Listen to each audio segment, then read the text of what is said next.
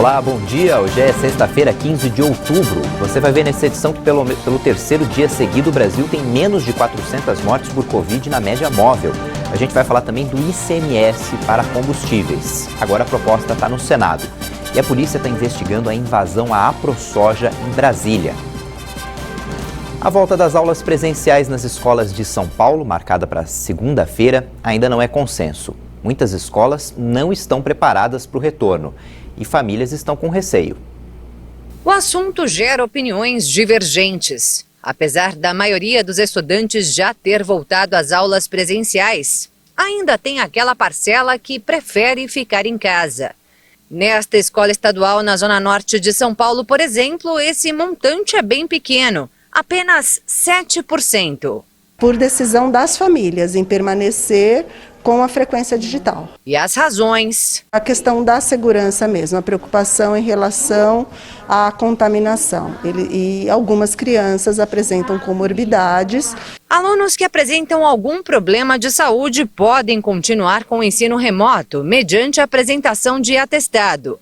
Já o restante será obrigado a voltar às aulas presenciais a partir de segunda-feira, 18 de outubro. O anúncio foi feito nesta quarta em coletiva de imprensa no Palácio do Governo do Estado de São Paulo. Nós temos o desafio, especialmente dos alunos que estão se evadindo. Não é nem que ele está indo, não está indo presencialmente, mas ele não está nem entregando as atividades. Então, quanto mais tempo nós demorarmos, pior será para essa geração inteira. A determinação vale para a rede estadual e privada.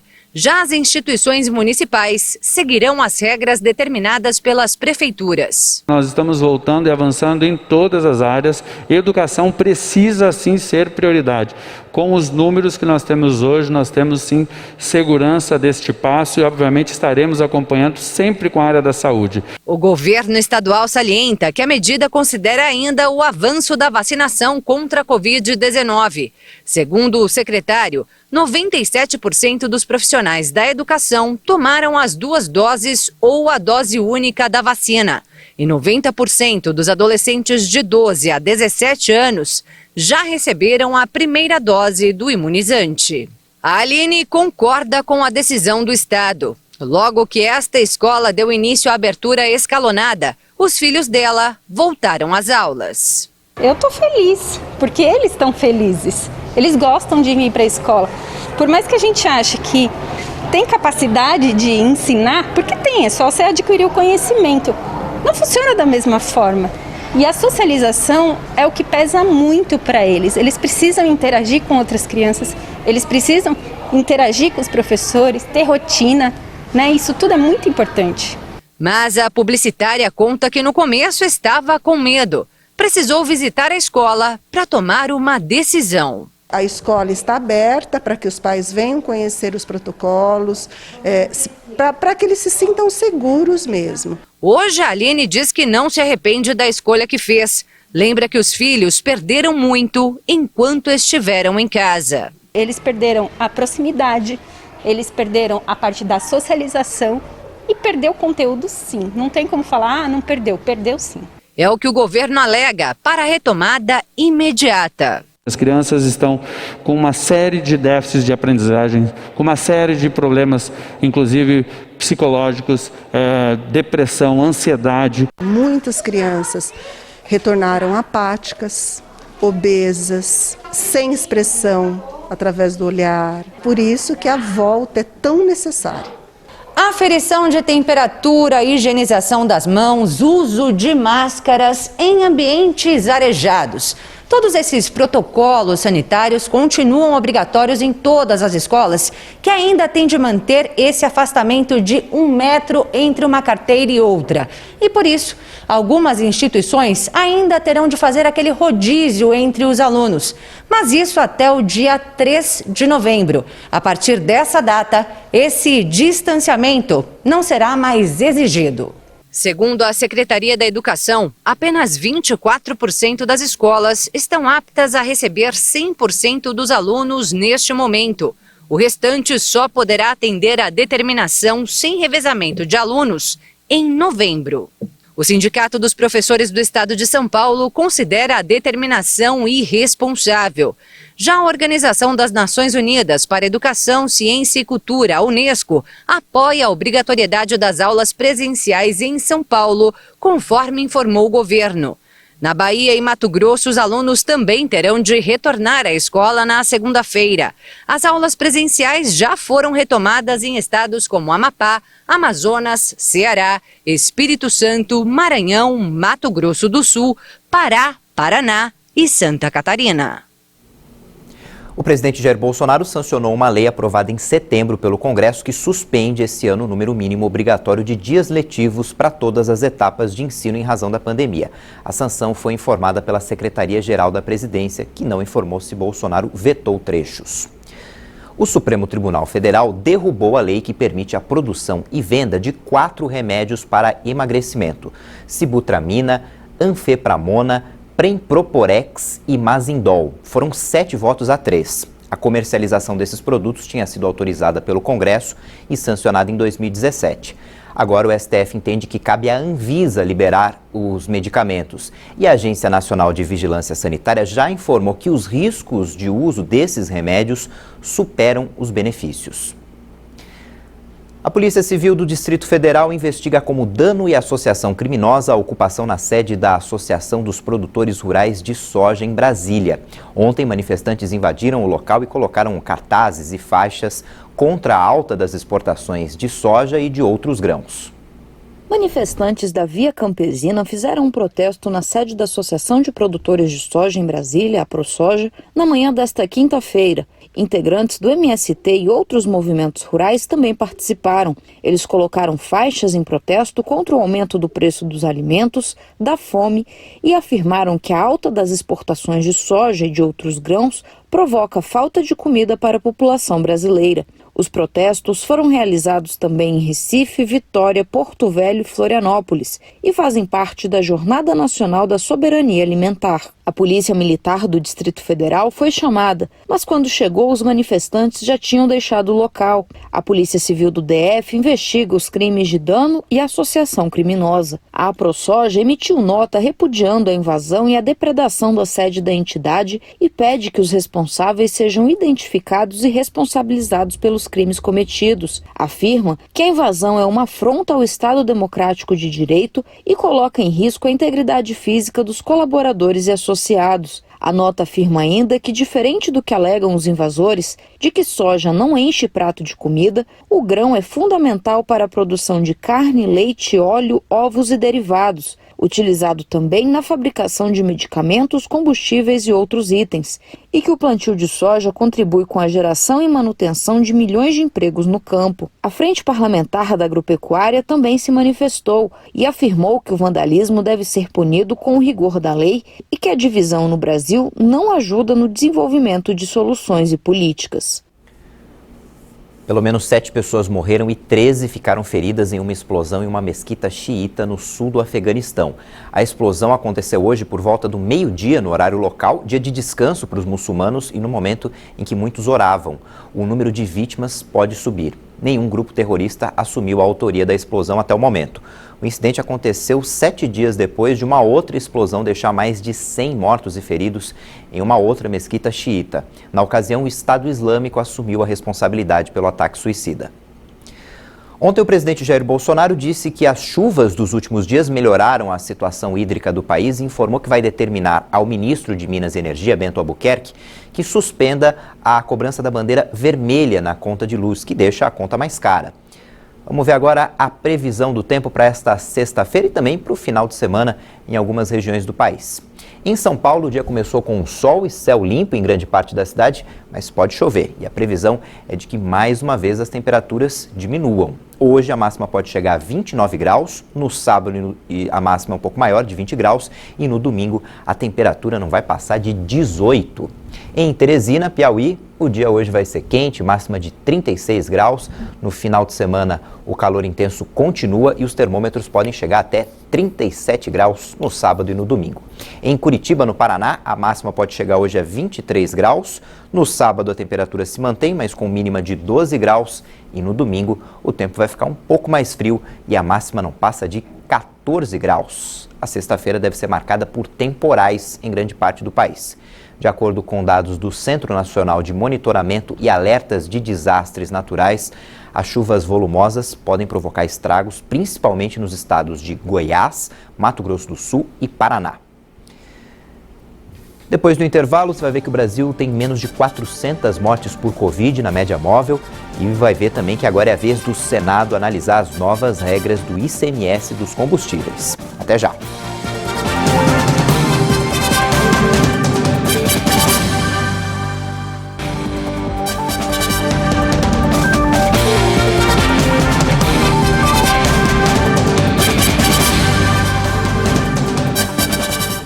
Oito e 44 no horário de Brasília, o país chegou a 602 mil mortes por Covid. A média móvel está abaixo de 400 óbitos pelo terceiro dia seguido.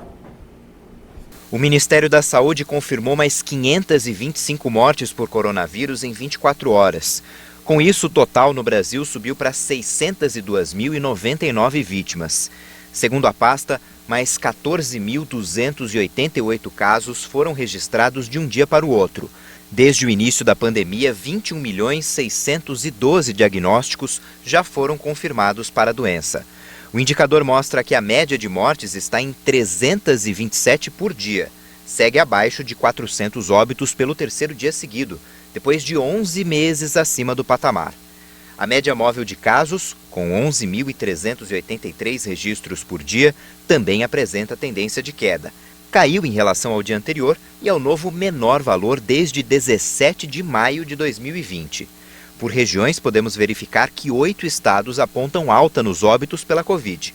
Amazonas, Bahia, Espírito Santo, Paraíba, Piauí, Rio Grande do Norte, Roraima e Sergipe. Em estabilidade estão 3 estados, Acre, Ceará e Goiás. E 16 unidades da federação apontaram queda nas mortes. Mais de 102 milhões de brasileiros já estão totalmente imunizados contra a Covid. No total já foram aplicadas 254 milhões e 760 mil doses de vacinas contra a doença. Segundo o Ministério da Saúde e as secretarias estaduais de saúde, mais de 150 milhões e 700 mil pessoas tomaram pelo menos uma dose das vacinas contra o coronavírus, o que significa 70,6% da população. E 102 milhões e 200 mil pessoas tomaram a segunda dose ou dose única, o que representa quase 48% dos brasileiros. A dose de reforço já foi aplicada em mais de 3 milhões e 700 mil pessoas, ou 1,7% da população. Só ontem foram aplicadas mais de 2 milhões e 335 mil doses de vacinas contra a Covid em todo o país. São Paulo é o estado que mais aplicou os imunizantes proporcionalmente. 79,7% da população tomou a primeira dose e 62% a segunda dose da vacina. Depois da aprovação na Câmara, agora é a vez do Senado analisar o projeto que fixa o valor do ICMS dos combustíveis. Estados e municípios afirmam que com a aprovação do texto haverá queda na arrecadação. O presidente da Câmara, deputado Arthur Lira, afirmou pelas redes sociais nesta quinta-feira que a Câmara deu o primeiro passo para conter a disparada dos preços dos combustíveis, que a resposta foi dada ao país e que agora espera pela Petrobras para que o gás e os combustíveis fiquem mais baratos. A proposta aprovada nesta quarta-feira pela Câmara torna o imposto fixo, mesmo nos casos de flutuação de preço e alteração no câmbio.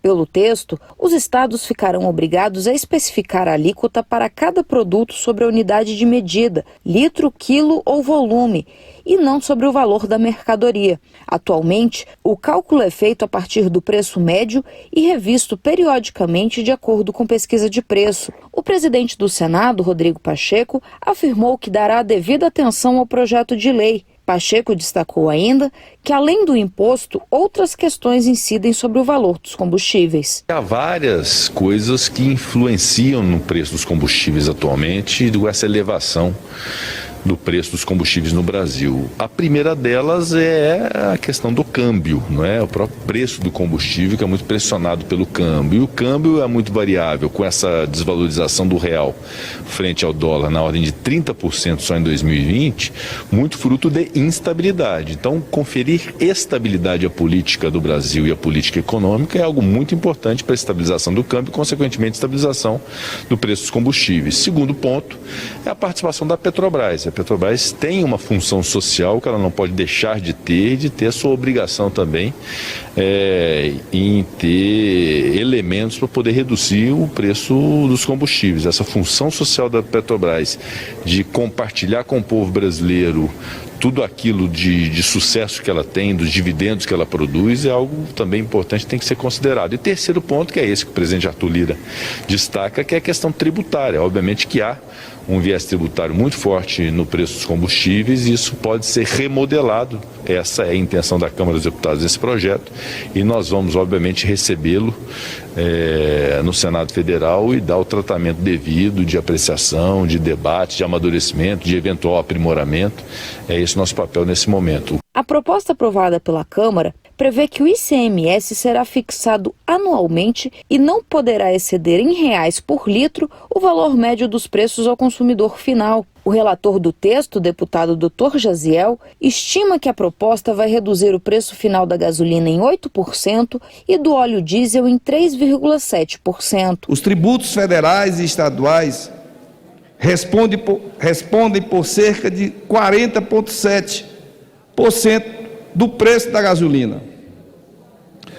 Portanto, independentemente das discussões sobre a política de preço praticada pela Petrobras, não há como negar que a carga tributária é decisiva para o elevado custo dos combustíveis. O grande mérito das proposições em análise é recorrer à tributação nacional e economicamente eficiente para possibilitar a estabilização ou a redução dos preços desses produtos. Mas estados e municípios reagiram. Afirmam que a aprovação da proposta vai reduzir a arrecadação e não deve, de fato, conter o aumento do preço dos combustíveis. Segundo a Confederação Nacional dos Municípios, só no ano passado, o ICMS sobre o combustível foi responsável por injetar 80 bilhões de reais nos cofres dos governos e mais de 19 bilhões nos cofres municipais, o que corresponde a 15% do ICMS arrecadado ao longo de 2020. Wellington Dias, coordenador do Fórum de Governadores, afirma que as perdas serão de 24 bilhões de reais e que o caminho para reduzir o valor é a reforma tributária completa. Pelos estudos do Conselho dos Secretários de Fazenda dos Estados, há sim uma perda, não é deixar de ganhar, é uma perda de 24,1 bilhões de reais para estados e municípios. E no momento delicado do país. Por quê? Que não se trabalha com muita força a proposta que o próprio ministro Paulo Guedes e agora o próprio presidente Bolsonaro já admitiram de capitalizar o fundo de equalização dos combustíveis. Isso sim faz cair o preço da gasolina para aproximadamente R$ 4,50 e não apenas 40 centavos, como é essa proposta da Câmara. Na verdade, a gente tem que trabalhar mesmo pela reforma tributária e tem acordo dos governadores. Aqui sim vai fazer a diferença. Parlamentares brasileiros, incluindo o deputado Davi Soares, foram a Dubai, nos Emirados Árabes Unidos, ajudar o país a fortalecer as negociações para a abertura de novos mercados. A Expo Dubai 2020 é o maior evento mundial aberto desde o início da pandemia.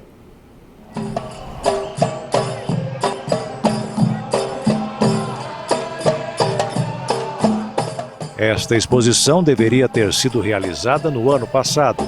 Agora, com o recuo dos indicadores da Covid-19, abriu as portas que recebe milhões de visitantes até o dia 31 de março do ano que vem. É a primeira vez que uma exposição universal como essa está sendo realizada no Oriente Médio, em um país conhecido pela beleza e modernidade nos arredores do deserto. A exposição tem obras arquitetônicas e inovações tecnológicas dos mais de 190 países representados em seus pavilhões. O Brasil é um deles, que conta com uma representação de parlamentares, incluindo os deputados Davi Soares e Eduardo Bolsonaro, que nesta foto aparecem com a parlamentar Ayesha Al-Mullah, que desempenha uma importante função na sociedade. Nos Emirados Árabes, o Congresso é dividido igualmente entre homens e mulheres. A missão brasileira encontra diversas autoridades do parlamento do país, onde, segundo o deputado Davi, são reafirmadas a estabilidade política do Brasil para efetivar obras e negócios. Também há o plano de aproximação política com os Emirados Árabes, que é a nação mais desenvolvida do Oriente Médio e se tornou a nação mais industrializada pertencente ao grupo das nações desenvolvidas. Amigos da rede, estamos aqui hoje, junto à grande mesquita em Abu Dhabi, e aqui é o memorial ao anexo à mesquita dos heróis desconhecidos, os heróis mortos na guerra desconhecidos, que os Emirados homenageiam. E é importante dessa viagem que reafirmar a segurança jurídica e política que estamos dando para o governo do presidente Jair Bolsonaro.